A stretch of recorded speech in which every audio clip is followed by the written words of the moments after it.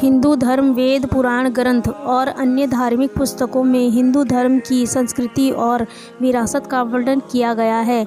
इन वेदों पुराणों में जीवन जीने की पद्धति समेत धर्म अधर्म को लेकर उपदेश दिए गए हैं। चारों वेदों में समेत रामायण, महाभारत जैसे धर्म ग्रंथों में कई पौराणिक कहानियों का जिक्र किया गया है।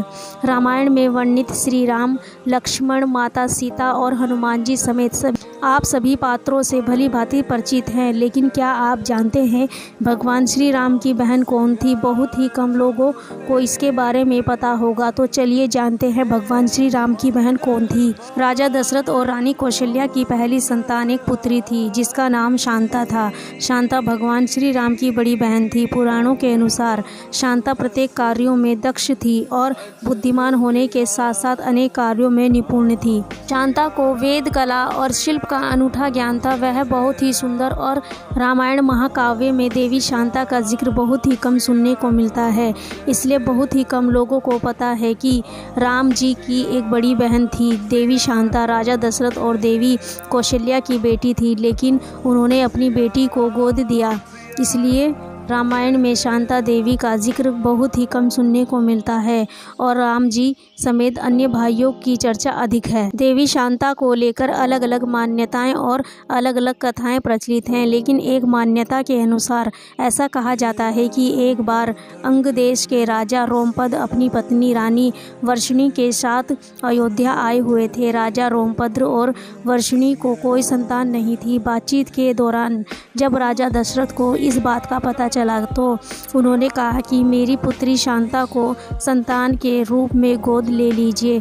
राजा दशरथ की यह बात सुन रोमपद्र और वर्षिणी बहुत ही खुश हो गए। उन्होंने शांता को गोद लेकर बहुत ही स्नेहपूर्वक पालन पोषण किया और माता पिता के सारे कर्तव्य निभाए। एक दिन राजा रोमपद्र अपनी पुत्री शांता से कुछ बातें कर रहे थे, तभी उनके द्वार एक ब्राह्मण आया। ब्राह्मण ने राजा रोमपद्र से प्रार्थना करते हुए कहा कि वर्षा के दिनों में वह खेतों की जुताई में राजा दरबार की ओर से कुछ मदद करने की कृपा करें। लेकिन राजा शांता के साथ बातचीत में इतने व्यस्त थे कि उन्होंने ब्राह्मण की बात सुनी ही नहीं। ऐसे में द्वार पर आए हुए जरूरतमंद ब्राह्मणों की याचना न सुनने पर उन्हें बहुत ही दुख हुआ। वह ब्राह्मण राजा रोमपद्र का राज्य छोड़कर चला गया। वह ब्राह्मण इंद्रदेव का भक्त था। इंद्रदेव अपने भक्तों का दुख देख राजा रोमपद्र पर क्रोधित हो गया और उन्होंने उनके राज्य में पर्याप्त वर्षा नहीं की। इससे खेतों में बड़ी फसलें मुरझा गई। इस संकट की समस्या के लिए राजा रोमपद्र ऋषि शुंग के पास गए और उनसे उपाय पूछा। तब ऋषि ने बताया कि उन्हें इंद्रदेव को प्रसन्न करने के लिए यज्ञ करना चाहिए।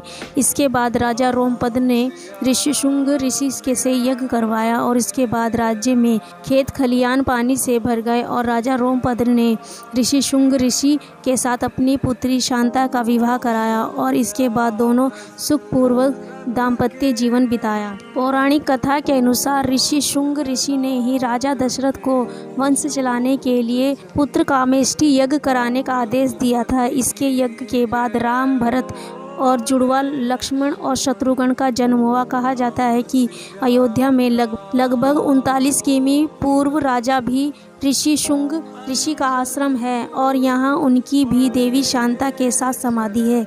हिमाचल में कुल्लू से करीब 50 किलोमीटर दूर देवी शांता एक प्राचीन मंदिर है जहाँ नियमित रूप से उनकी पूजा की जाती है। तो दोस्तों, आप लोगों को राम से जुड़े इस प्रसंग को जानने के बाद कैसा लगा प्लीज़ कमेंट करके ज़रूर बताएं और कमेंट बॉक्स में हर हर महादेव और जय श्री राम अवश्य लिखें। और आप लोग हमारे चैनल पे अगर न्यू है तो हमारे चैनल को लाइक करें, शेयर करें, कमेंट करें, सब्सक्राइब करें और हमें सपोर्ट करते रहें। सभी का दिल से धन्यवाद और महादेव आप सभी के कष्ट दूर करें।